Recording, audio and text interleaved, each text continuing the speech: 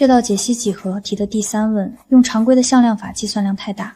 如果构建一个空间坐标系，转换成点到平面的距离，思路就清晰了。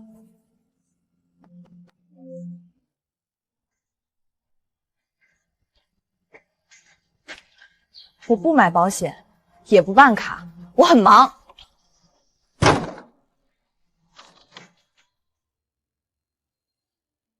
江小姐，我们来自沪市顾家，17年前医院抱错了孩子，您才是顾家真正的千金。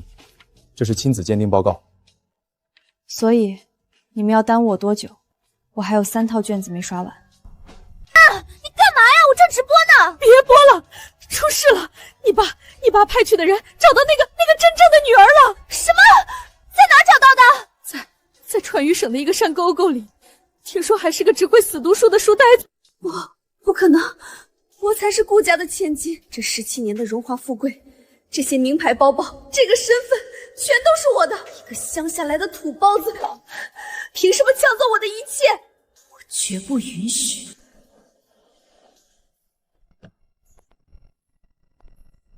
乡下学挂被认回豪门，本以为是苦尽甘来，没想到等待他的竟是地狱般的生活。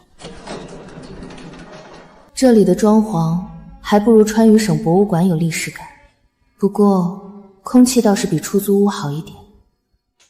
这位就是江小姐吧？我是这里的管家王妈，跟我来吧，我带你去你的房间。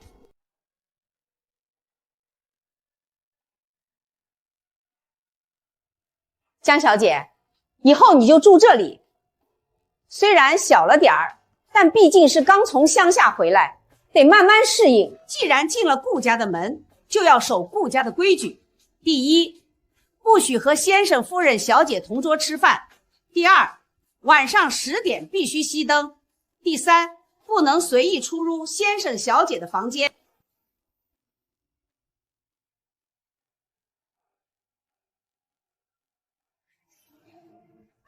你干什么去？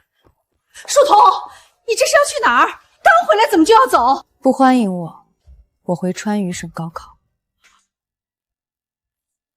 甄千金被安排住佣人房，她一句话反击，让顾家人瞬间下不来台。佳怡，你最近学习辛苦，都瘦了，快多吃点。谢谢妈妈。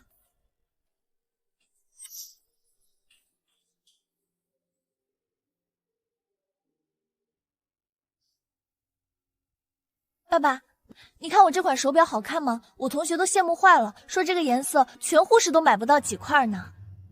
你喜欢就好。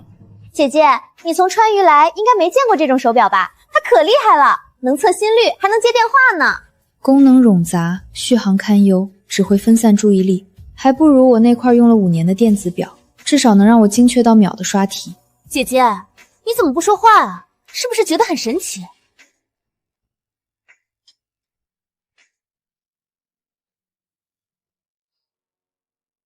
我吃完了。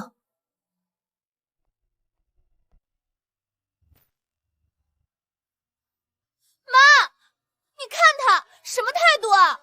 我好心跟他说话，他居然不理我，太没教养了。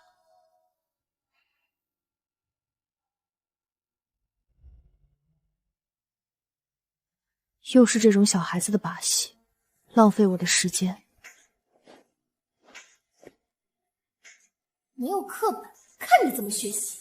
我看你今天怎么去学校，肯定要哭着跑出来求我了吧？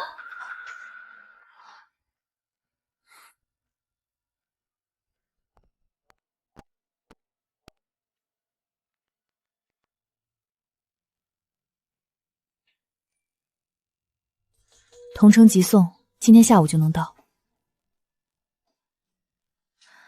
正好，旧的那些笔记也做得差不多了。姐姐，你怎么不去上学啊？你的书呢？我跟你说话呢！你课本都被偷了，还在这里装什么镇定？哦，我买新的了，全套，外加12本习题集。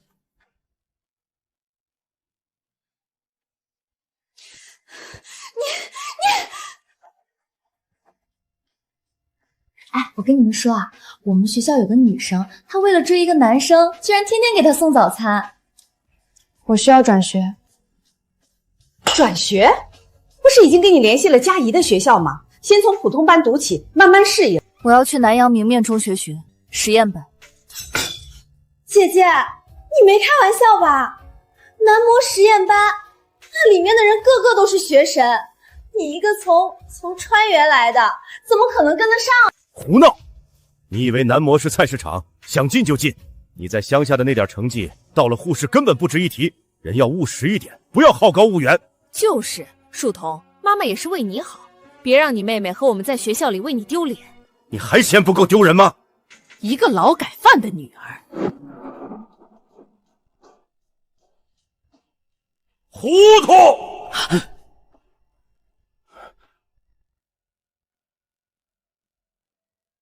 你想去男模专业班？是。你们懂什么？天天就知道盯着那虚头比脑的名牌包、限量表。你们看看这孩子，他眼睛里有光，有股不服输的劲儿。你们以为我看不出来吗？这孩子昨天被你们这么对待，今天还能提出这种要求，这叫志气，这叫韧性。好孩子，有志气。这件事儿，爷爷给你办了。喂，老张妈，我有个孙女叫江树桐，我要让她进你们男模的实践班。对，马上。你们都给我看好了，这孩子将来必成大器。姐姐，你终于来了！来，我给大家介绍一下，这位是我刚从川渝山里接过来的姐姐，叫江树桐。她以前没来过护士，学习条件也比较艰苦，以后大家可要多多包容她。如果她有什么跟不上的地方，还请大家多担待一下哦。从山里来的，怎么进我们专汉班的？还能怎么进？没听见吗？许佳怡家的姐姐肯定是走关系塞进来的呗，真是浪费一个名额。大家好，我叫江树桐。这是我上次在川渝省参加统考的成绩，675分。675，还是川渝省的卷子！我的天，那边的分数线和我们可不是一个概念。这分数是怪物级别的学神吧？我没眼花吧？这个分数换算过来，比我们班第1名还要高一大截。这次摸底考试成绩已经出来了，我念一下排名。年级第1名江树桐，716分。716，我没听错吧？这可是我们南阳模范的卷子，比上次那个675分还恐怖。他真的是从山里来的吗？脑子是什么构造啊？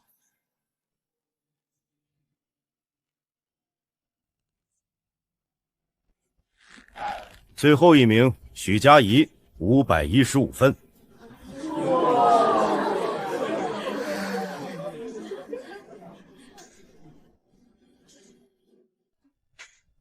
我真的不明白，我每天学到那么晚，为什么还是考不过一个靠关系进来的人？佳怡，你别难过，谁知道他那分数是怎么来的？一个乡下地方的，怎么可能一来就考第1？我不是怀疑。江树桐，你出来一下。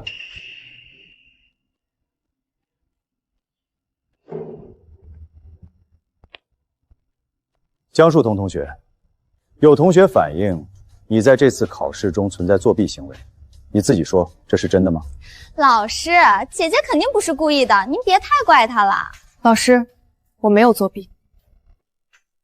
为了证明我的清白，也为了堵住某些人的嘴，我请求现在立刻进行重考。您可以用难度更高的备用卷，全班同学都可以监督。江树桐，你今天在学校闹够了没有？非要把事情闹得这么大，让全学校都看佳怡的笑话，你就开心了？我只是证明自己的清白。证明？你这是在打谁的脸？佳怡是你妹妹，你就不能让着她一点吗？她考得不好，心里难受，你还非要在她伤口上撒盐？爸妈，你们别怪姐姐，都是我不好，是我太笨了。我没想过姐姐会用重考这种方式。你听听佳怡多懂事，你呢？刚来这个家几天，就搅得鸡犬不宁，一点都没有当姐姐的样子，就知道抢风头。抢风头？我只是拿回本就属于我的第一，倒是我看错了你，黑白不分，是非不明，真是可笑。我明白了。你明白什么了？我明白了，在这个家里，真相是什么不重要，谁对谁错也不重要，重要的是不能让许家莹受半点委屈。你这是什么话？我们只是想让你学会顾全大局。为了不给你们添麻烦，也为了不继续抢妹妹的风头，我决定了，向学校申请住校。住校也好也好，学校纪律严明，你可以更专心的学习。对，住在学校，省得每天来回跑，我们也能省点心，就这么定了。那我上楼收拾东西了。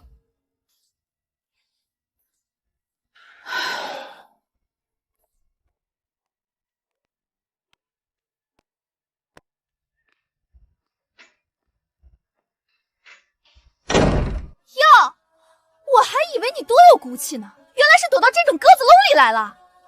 江书童，你现在满意了，让全家都因为你不得安宁。这里很安静，很适合学习。你装什么装？你就是故意搬出来，想让爸妈觉得我容不下你，想让爷爷骂我。你这个心机女！我住校，只是为了一个安静的学习环境。如果你没有别的事，请出去，不要打扰我。打扰你？我今天就是要打扰你。你以为你住到学校就能摆脱我了吗？脏样子！我告诉你，只要现在还安静吗？这些破烂玩意儿我帮你收拾了，不用谢。怎么又要跟爷爷告状？去啊！我倒要看看爷爷是信你，还是信我这个陪了他17年的孙女。喂，警察同志吗？我要报警，地址是南阳模范中学女生宿舍302室，有人强行闯入我的宿舍，并故意毁坏我的个人财物，价值无法估量。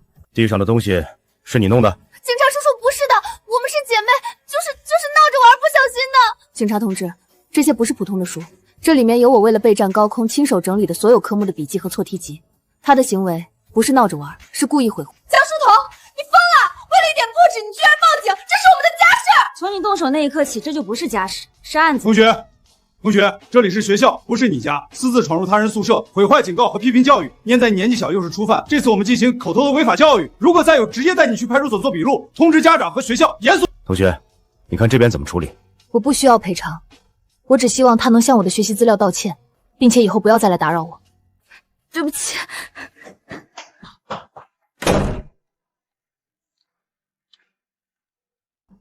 江书童，你很得意吧？叫来警察让我丢脸，你是不是觉得赢了？我只是在保护我的东西，请让开，我要回宿舍。保护？我今天就让你知道，你什么都保护不了。只要我不好过，你也别想安生。你说的对，这里的确没有监控，但你忘了，人身上可以带录音笔。江书童，你很得意吧？我告诉你，只要我不好过，你也别想好过。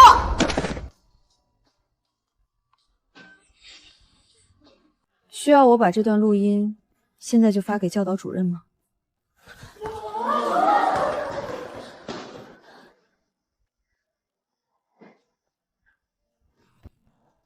好啊，真是我的好儿子、好儿媳，养出来的好女儿。我们顾家的脸，今天算是被你们丢尽了。爸，您别生气，佳怡她还小，只是一时糊涂。糊涂，在楼梯间自导自演，摔伤自己去诬陷自己的姐姐，这也是糊涂。如果不是树童留了一手，现在被全校指责、被记过处分的人是谁？爷爷，我错了，我就是嫉妒，我害怕江书童回来，爸爸妈妈就不要我了。所以你就用这种下作的手段去排挤他，去毁掉他。我告诉你，我们顾家世代清白，容不下这种心术不正的行径。顾宏远，爸，我在。你这个当家长的黑白不分，是非不明，自己的亲生女儿受了委屈，你不闻不问，反而纵容养女，一再挑衅，你对得起谁？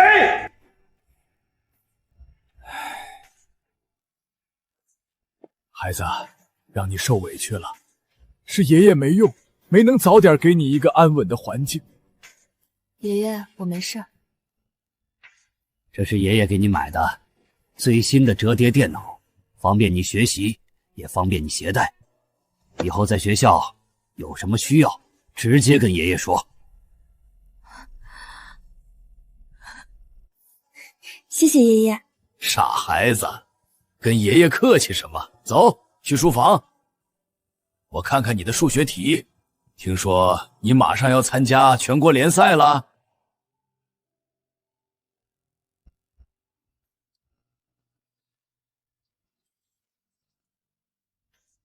爷爷，这道题的常规解法我已经掌握了，但总觉得应该有更简便的思路。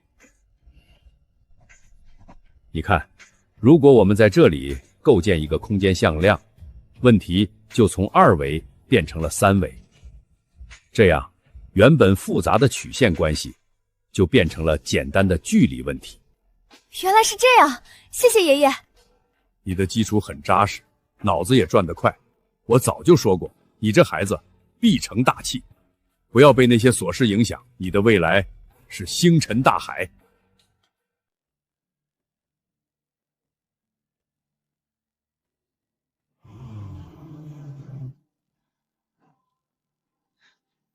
宇哥，就是他，看着挺文静啊。文静？装的，我妹妹就是被他骗了。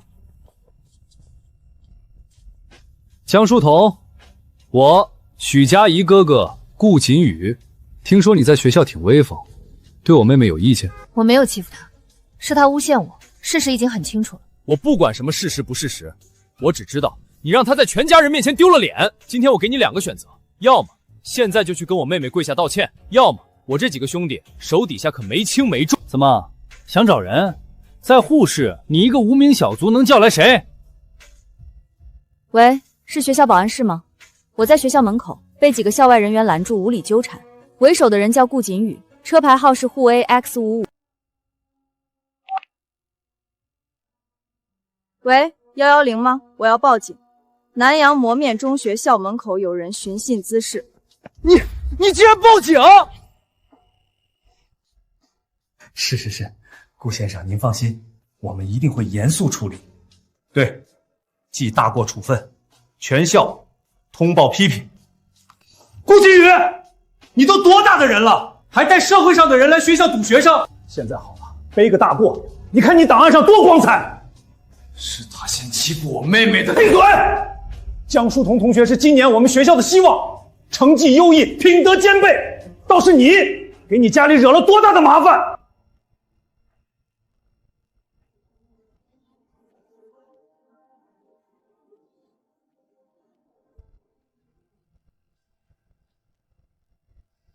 你是实验班的，你看看你现在的样子！混账东西！我让你去学校是读书的，不是让你带人去打架的。现在全沪市的上流圈子都知道了，我顾宏远的儿子被警察抓，被学校记大过，我的脸都被你丢光了。宏远，你消消气，锦玉也是为了假意出头。你还敢说？就是你把他惯成这样的，为了一个养女去欺负自己的亲姐姐，他脑子是不是被门夹了？她才不是我姐，一个乡下来的，一来就害得佳怡天天哭，我就是看不惯她那副清高的样子。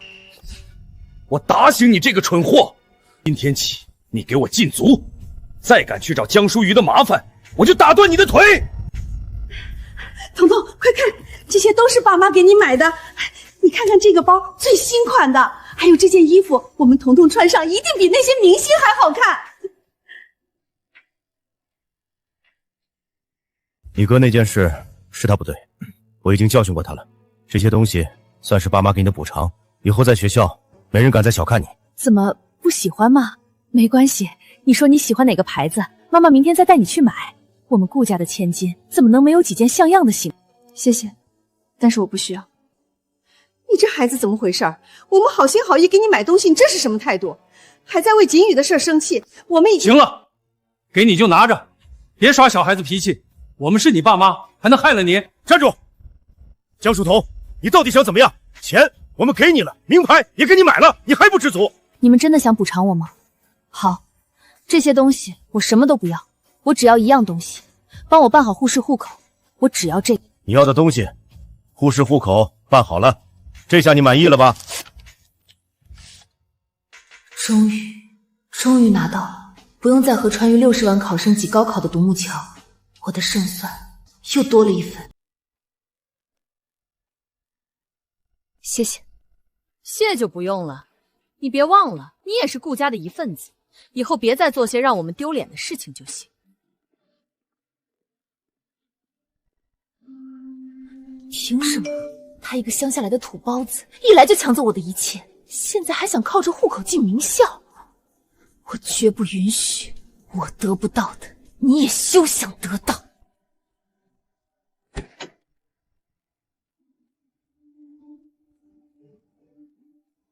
真是个蠢货，这么重要的东西也敢随手放。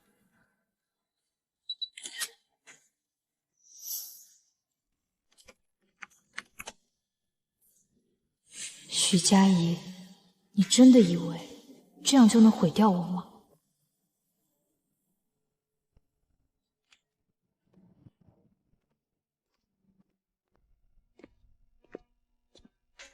江树桐同学，有事吗？王老师，我的高考报名信息被人恶意篡改了。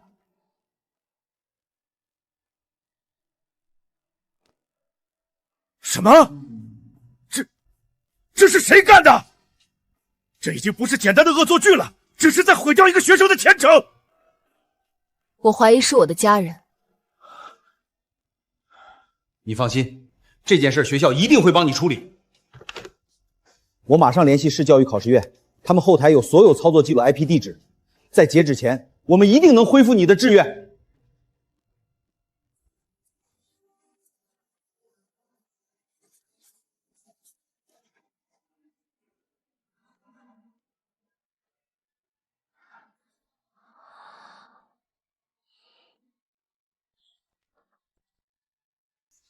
江树桐，成绩出来了！你考了722分，全市第一，比第2名高了整整48分，破了南阳密范中学近10年的模拟考记录。我的天，722分，这还是人吗？学神，这绝对是学神！谢谢老师，我知道了。这张卷子还有2道附加题，我做完了。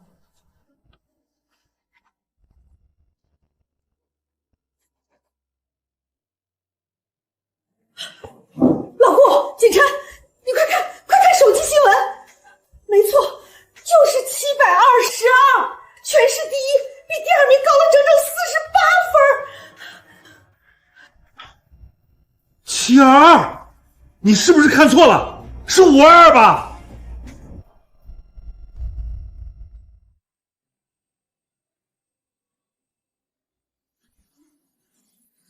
？722分，原来他不是在说大话。这个妹妹到底藏着多少我们不知道的本事？把市面上所有能买到的冲刺资料、竞赛原题集都给我找来。对，要最好的、最全的，不管多少钱。送到南阳明月中学。不，等等，我自己送过去。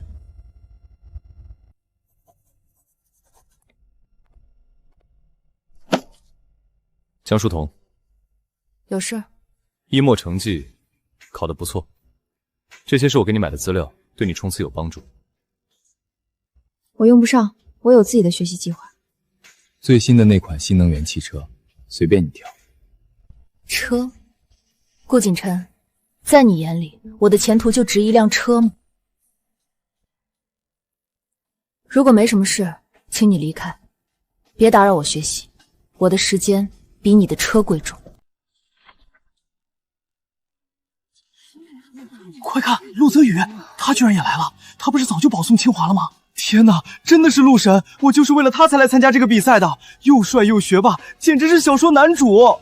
数学是一门需要严谨和专注的学科。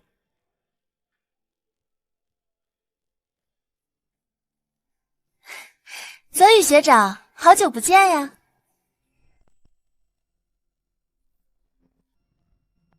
同学，你是南吴表庙中学的江树桐吧？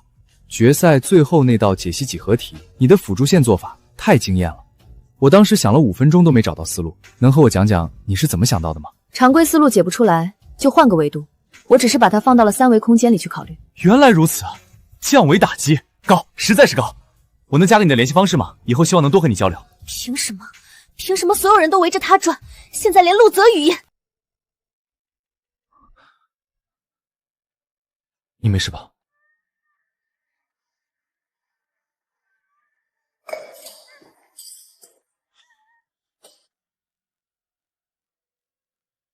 这位同学，我不知道你是谁，也不想知道。我和江书彤同学只是在交流学术问题，但你刚刚的行为不仅缺乏礼貌，而且非常可笑。我的时间很宝贵，不想浪费在和你这种人无谓的纠缠上。不好意思，让你受惊了，我们换个地方聊。不用了，谢谢。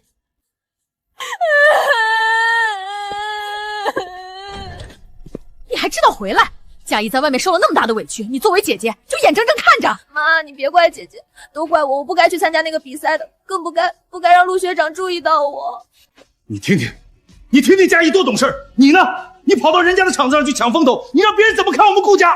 说我们顾家养出来的女儿没有一点教养，何止是没教养，简直是给我们家丢人。在学校欺负妹妹还不够，还追到校外去，是生怕别人不知道你有多厉害。你那是什么眼神？我们说你2句，你还不服气了？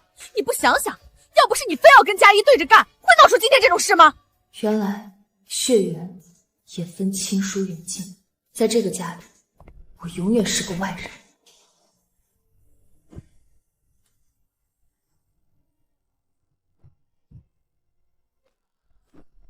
江书彤，你这是什么意思？想离家出血来威胁我们吗？你以为你走了，我们还会去求你回来？我们顾家给你吃，给你穿，给你最好的教育环境，你就是这么回报我们的？为了一点小事就闹脾气，你太让我们失望了。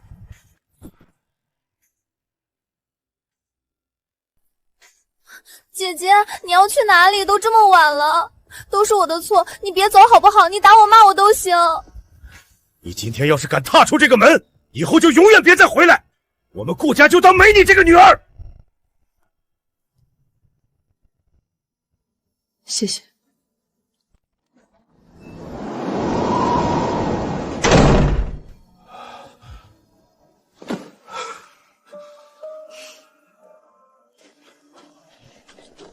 江书彤，都是你！你抢走了我的一切，爸爸妈妈、爷爷，爸爸妈妈、爷爷。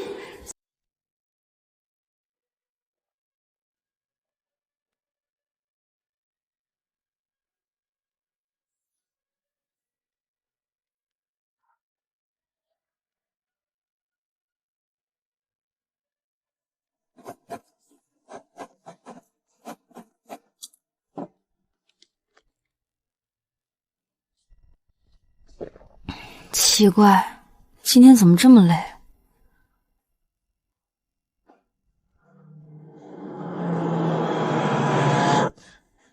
不对劲，这种困意不是普通的疲劳。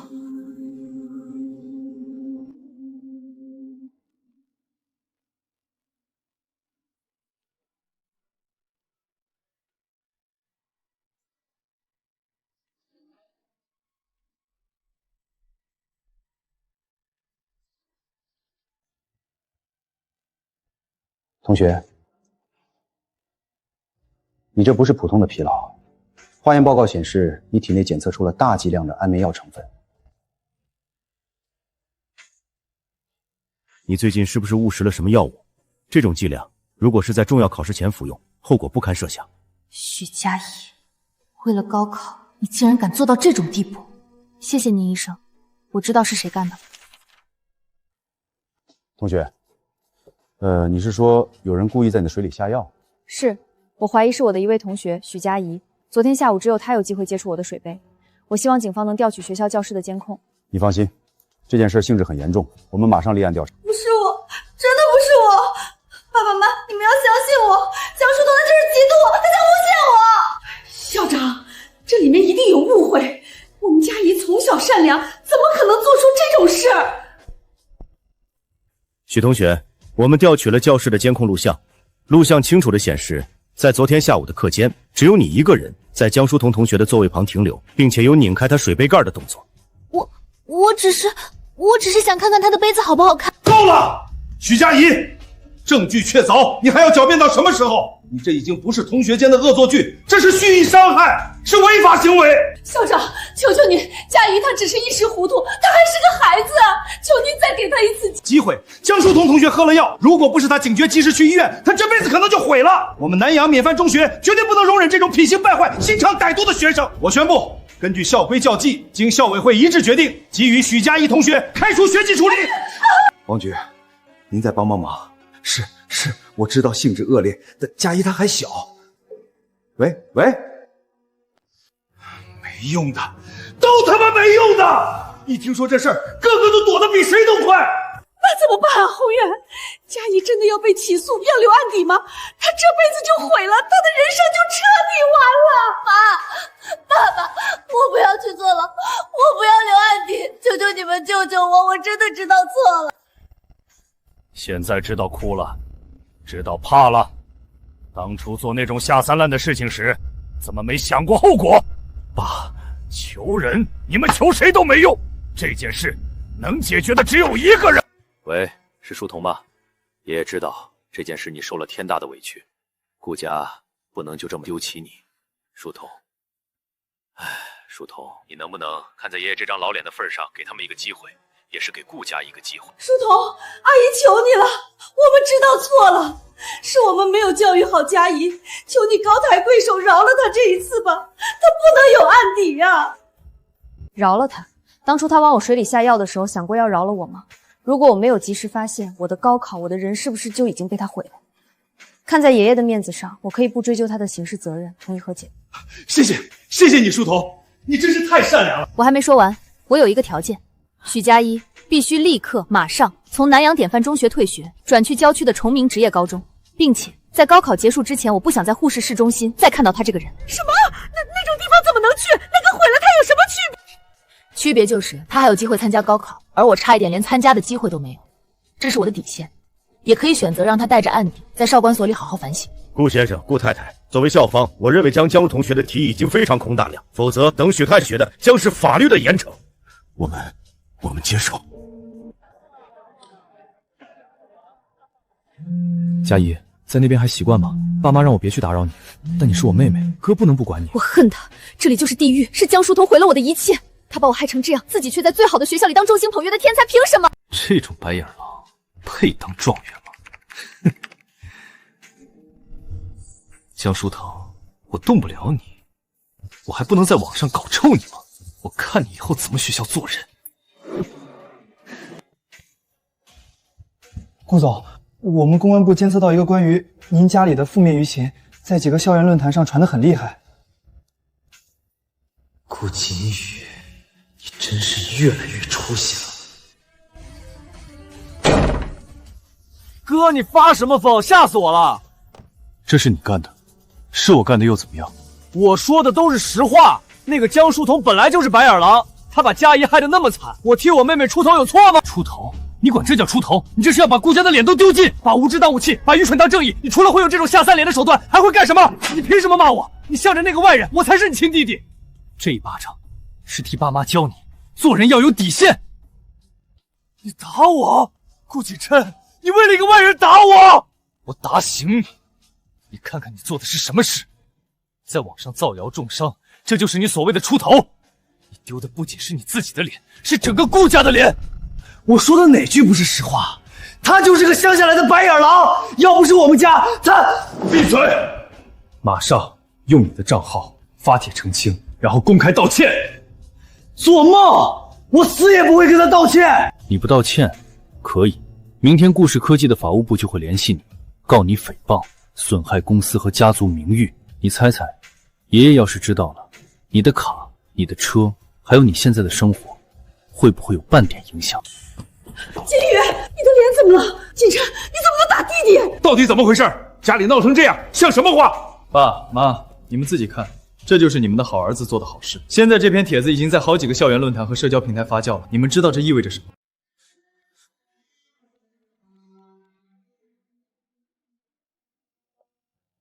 现在轮到你们了。我们作为父母，你们难道没有责任吗？喂，书童啊，我是妈妈。网上的事儿我们都听说了，是锦宇不对，他太冲动了，我们已经教训过他了。他已经道歉了，这件事就这么算了吧。小孩子不懂事，你别往心里去。道歉？你们的道歉是为了弥补对我的伤害，还是为了挽回你们顾家的声誉？还有，别再说小孩子不懂事了，他比我还大几个月，不是吗？书童，我们不是这个意思，你别误会，我们真的知道错了。你什么时候回家？我们当面跟你回家。请问回哪个家？一个把我当贼房，一个把我当出气筒，一个在网上造谣污蔑我的家吗？对不起，那种地方我高攀不起。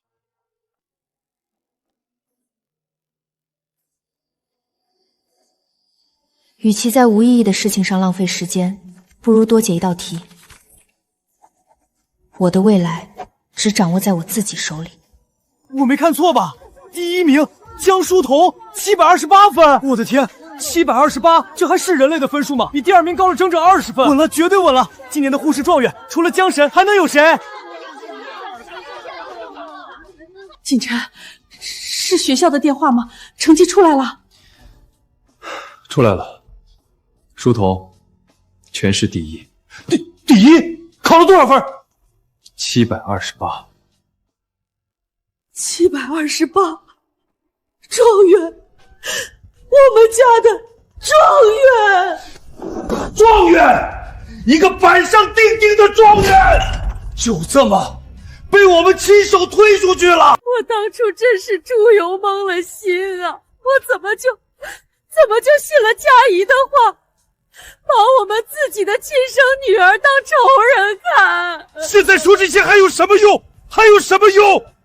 现在知道后悔了，可惜太晚了。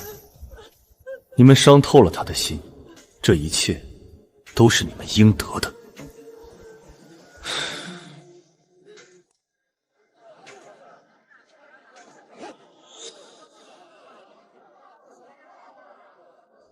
别紧张，正常发挥就行。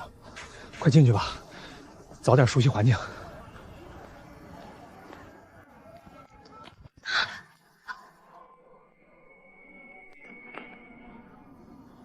对不起，对不起。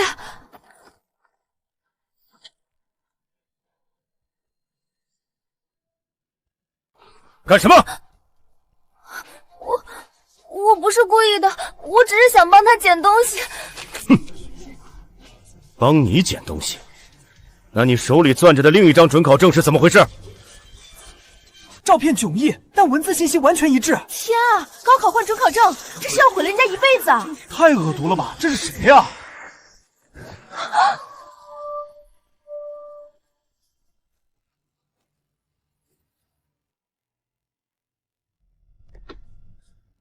喂，是顾宏远先生吗？我是南阳模范中学的，很抱歉在高考这个节骨眼打扰您，但是许佳怡同学在考点门口试图调换江疏桐同学的准考证，被当场抓获了。怎么会这样？他怎么会做出这种事？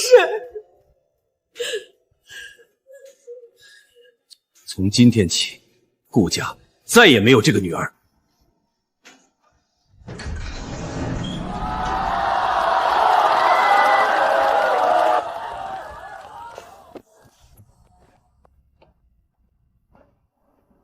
先生，小姐她自己打车走了。怎么回事？他怎么不接电话？考完了不回家，他想去哪儿？给你妹妹打电话，问问到底什么意思。我打了，关机了。他心里到底还有没有我们这个家？佳怡再怎么犯错，也没像他这样一声不吭就消失的。你们还有脸说？要不是你们一步步把他往外推，他会连家都不回吗？书童姐姐，你回来啦！姐姐考完试回来看你们了。回来就好，回来就好。外面都安顿好了？都过去了，王妈妈，这里才是我的家。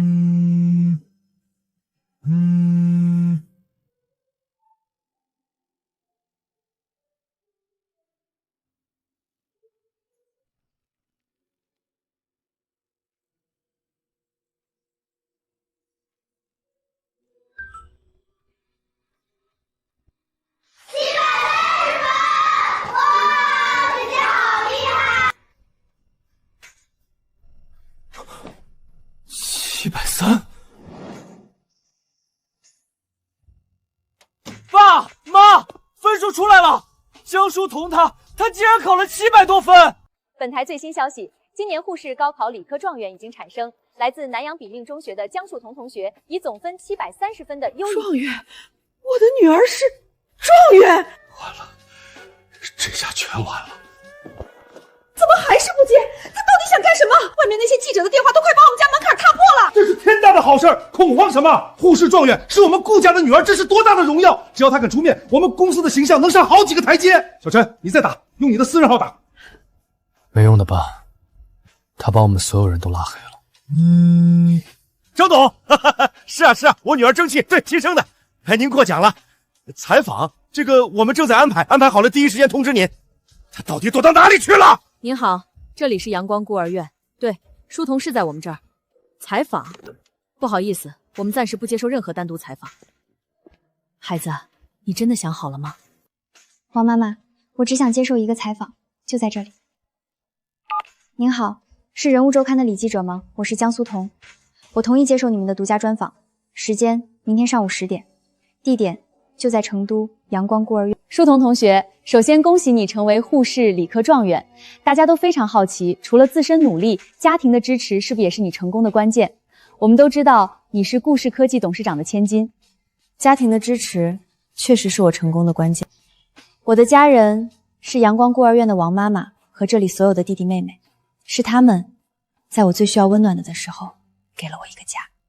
那顾家呢？回到亲生父母身边，生活应该有了翻天覆地的变化吧？是的，变化很大。我第一次进家门被安排住进了佣人房，我第一次考年级第1，被全家质问是不是作弊。当我在学校被人误解冷落，他们怪我太爱出风头，抢了他们养女的光彩。他们曾告诉我，我这个乡下来的孩子成绩再好也没用，所以我想他们应该也不需要一个没用的状元女儿来给他们增光。我今天坐在这里，是想告诉所有和我有一样出身的孩子，英雄不问出处，决定我们未来的只有我们自己。我知道你们都在等我回来。他怎么能把这些都说出去？疯了，他疯了，他这是要毁了我们，毁了顾家。顾总，不好了！采访一播出去，我们公司的股价开始暴跌，已经跌了18个点了。所有合作都在打电话要解约，完了，全完了！完了，这下全完了。受其亲生女儿，也就是本届沪市理科状元江疏通的专访影响，顾氏科技今日开盘即跌停，市值蒸发数十万。解约，全都解约！我几十年的心血就要这么完了吗？爸，没用的，公关部所有人都联系不到江疏通。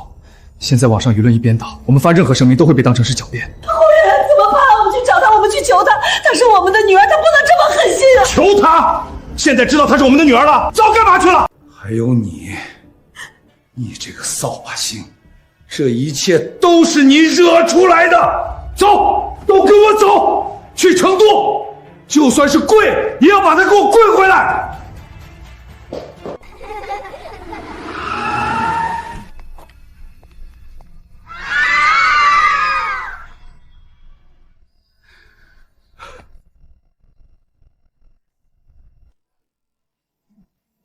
书童，爸爸错了，我们都错了。女儿，妈妈对不起你，是妈妈鬼迷了心窍，你原谅妈妈好不好？江疏彤，对不起，我错了，我不是人，求求你，你放过我吧！都起来吧，跪在这里，并不能让顾氏的股价回升，也不能让那些解约的伙伴回头。你不是为伤害我而道歉，你是为自己即将失去的一切而恐慌。你们也不是为亏欠了我17年而悔恨，你们是为你们的商业帝国即将崩塌而恐惧。我可以帮你们。顾氏科技明天上午10点召开新闻发布会，宣布成立一个初始资金5000万的同光助学基金会，由顾氏和阳光孤儿院共同管理。基金会？而你许佳怡，你将作为基金会的001号员工，在这里无主筹全职志愿服务1年。这是我给你们的唯一的机会，是接受我的条件，挽救顾家的声誉，还是继续跪在这里，看着一切化为乌有？你们自己选。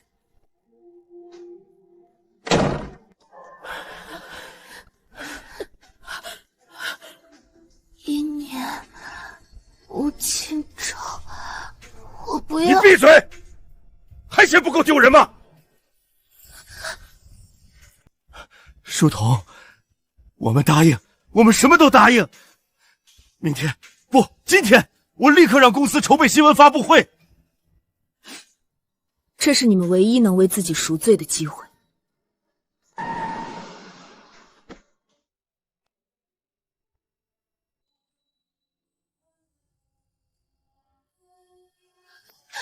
爷爷，您怎么来了？好孩子，爷爷都听说了，是他们对不起你，爷爷也对不起你。爷爷，你爷爷辈，你没有对不起我。我教出你们这样的子孙，就是最大的对不起。我原谅的只有爷爷，至于你们，做好我让你们做的事，别再来打扰我。我们之间早就两清了。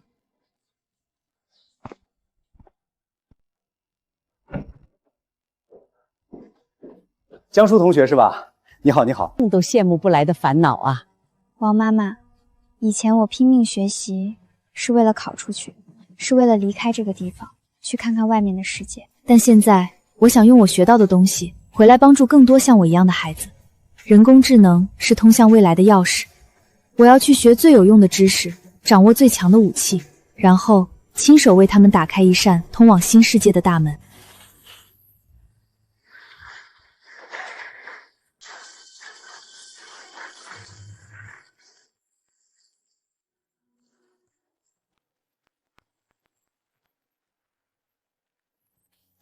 谢谢大家。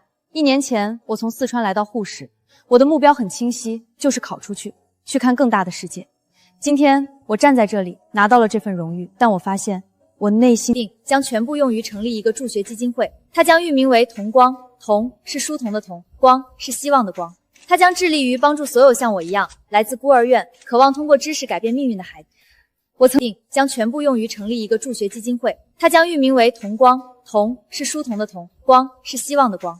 它将致力于帮助所有像我一样来自孤儿院，渴望通过知识改变命运的孩子。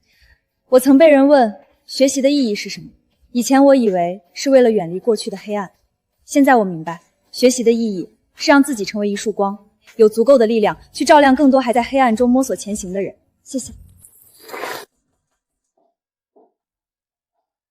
王院长，您好，我们是……我认识你们，顾先生、顾太太，书童都和我说了，请坐。这是我们想为基金会做的一点事儿。顾氏科技愿意为基金会提供永久的技术支持，并以集团名义首批捐赠3000万作为启动资金。我们不求别的，只希望能帮上忙。书童他做的是了不起的大事，我们为他骄傲。你们的心意我收到了，钱我会用在每一个需要帮助的孩子身上。谢谢你们，爸爸妈妈。那个笑容洗去了所有的怨与恨，驱散了每个人心头最后的阴霾。过去无法选择，但未来已在他手中熠熠生辉。他活成了自己的光，也逐将照亮无数人的路。这孩子，他心里装着一个世界，我们当初差点毁了这个世界，但他自己把它重新建立起来了，还建得更大更亮。